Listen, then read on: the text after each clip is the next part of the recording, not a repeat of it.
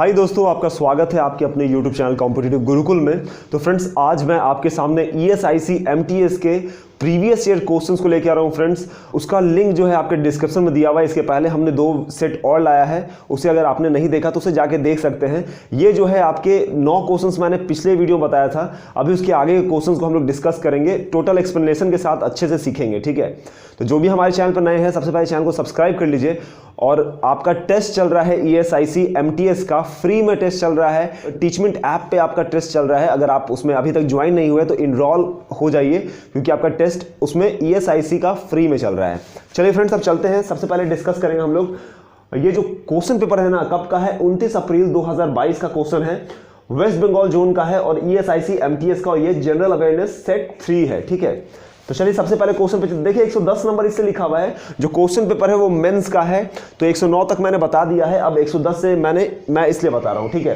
तो क्वेश्चन क्या कह रहा है, the river rises from Trimbak plateau. Trimbak पहाड़ी से जो नदी निकलती है, जो कि सह्याद्री के उत्तरी दिशा में है, ठीक है। वो कौन सी नदी निकलती है? तो वो नदी कौन सी है? गोदावरी है, गोदावरी, ठीक है। आपसे ये भी पूछ सकते हैं त्रिम्बक पहाड़ी जो है कहाँ है, तो महाराष्ट्र नासिक में है, ठीक है। अगर इसका बात करें तो इसकी लंबाई कितनी है फ्रेंड, तो गोदावरी नदी की लंबाई जो है 1465 किलोमीटर है। कितना? 1465 किलोमीटर है, ठीक है। चलिए, तो त्रिम्बक पहाड़ी से कौन सी नदी निकलती है? गोदावरी। और त्रिम्बक पहाड़ी कहाँ है? नासिक और महाराष्ट्र में। नेक्स्ट चलते हैं 111 नंबर पे। Mormugao port occupies 5th position in terms of total traffic handled, where is this. ये जो मर्मागांव जो पोर्ट है वो कहाँ स्थित है, आपको बताना है, ठीक है। तो ये जो है स्थित कहाँ पे? गोवा में है। गोवा का राजधानी आपको पता है, पणजी आपका राजधानी है। तो मर्मागांव जो पोर्ट है कहाँ स्थित है? ये है आपके गोवा में। नेक्स्ट है 112 नंबर पे चलते हैं फ्रेंड्स। 112 नंबर पे, तो the first session of Indian national Congress was chaired by. कह रहा है कि जो भारतीय राष्ट्रीय कांग्रेस का जो पहला अधिवेशन हुआ था उसकी अध्यक्षता किसने की थी, ठीक है। तो सबसे पहले बात जाने कि भारतीय राष्ट्रीय कांग्रेस जो है, इसका स्थापना जो हुआ था 1885 में, किसके द्वारा? A.O. ह्यूम के द्वारा हुआ था। और इसका जो पहला अधिवेशन हुआ था वो किसके द्वारा हुआ था? ये हुआ था W.C. बनर्जी के द्वारा। किसके द्वारा? W.C. बनर्जी के द्वारा हुआ था, ठीक है। कहाँ हुआ था?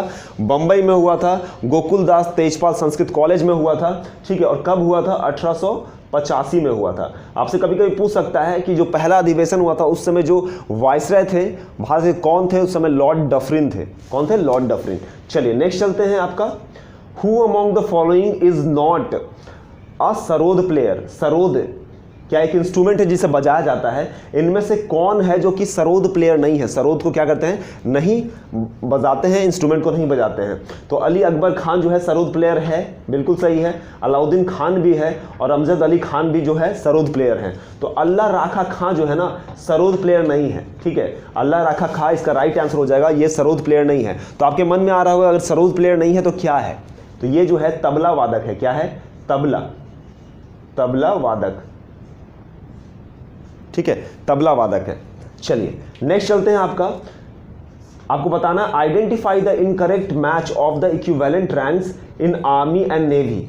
आर्मी और नेवी में उस रैंक पे कौन सा रैंक आता है? आर्मी का जो रैंक है उसी रैंक पे कौन सा रैंक आता है, और इनमें से कौन सा है जो सही नहीं है, सही सम्मिलित नहीं है, ठीक है।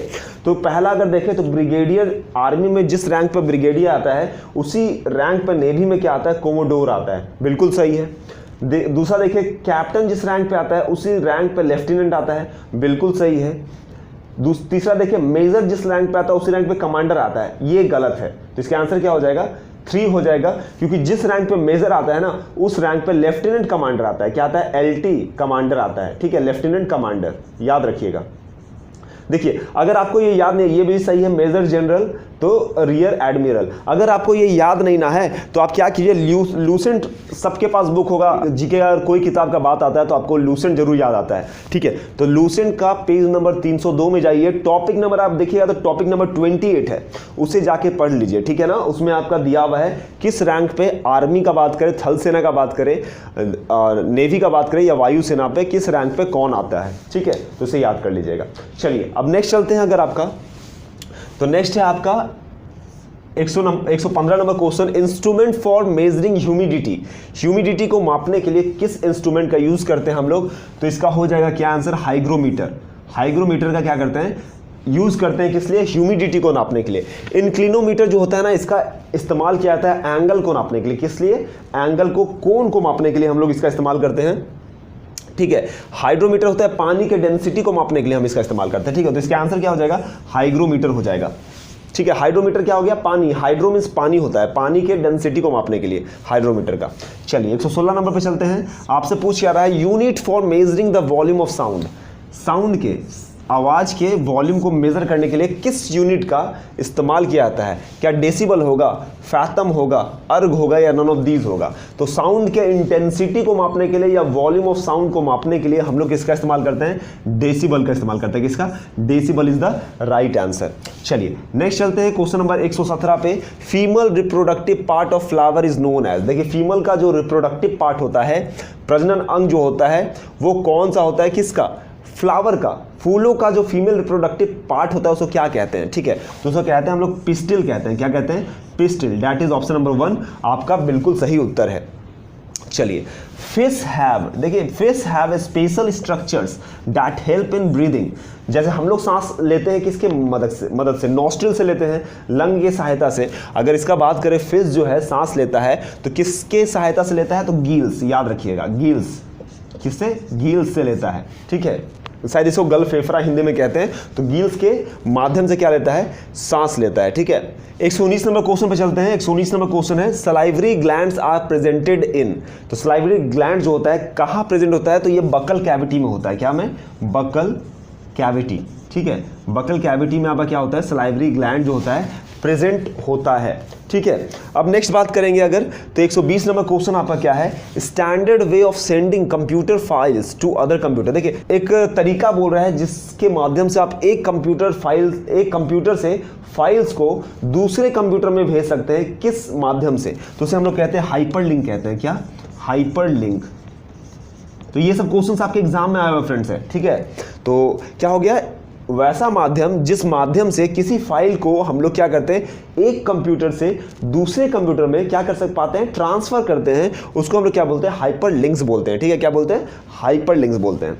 तो फ्रेंड्स ये था कुछ बेहद इंपॉर्टेंट क्वेश्चन जो कि आपके एग्जाम में पूछा गया है। हमारे पास बहुत सारे क्वेश्चन है। देखिए कोई भी एग्जाम आप दे रहे हो ना, सबसे पहले आपको पता होना चाहिए कि कैसे प्रीवियस ईयर्स में क्वेश्चन पूछे गए हैं। उस हिसाब से आपको आइडिया लगेगा कैसे क्वेश्चन आने की संभावनाएं हैं।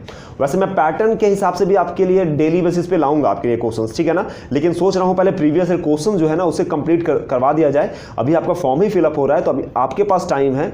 आप पूरे अच्छे से तैयारी कीजिए हमारे साथ। हम लोग पूरा कोशिश करेंगे जितने भी बच्चे हैं उनमें से मैक्सिमम बच्चों का सिलेक्शन हो जाए। तो फ्रेंड्स उम्मीद करते हैं ये वीडियो आपको अच्छा लगा होगा। हमसे जुड़े रहने के लिए हमारे चैनल को सब्सक्राइब कीजिए।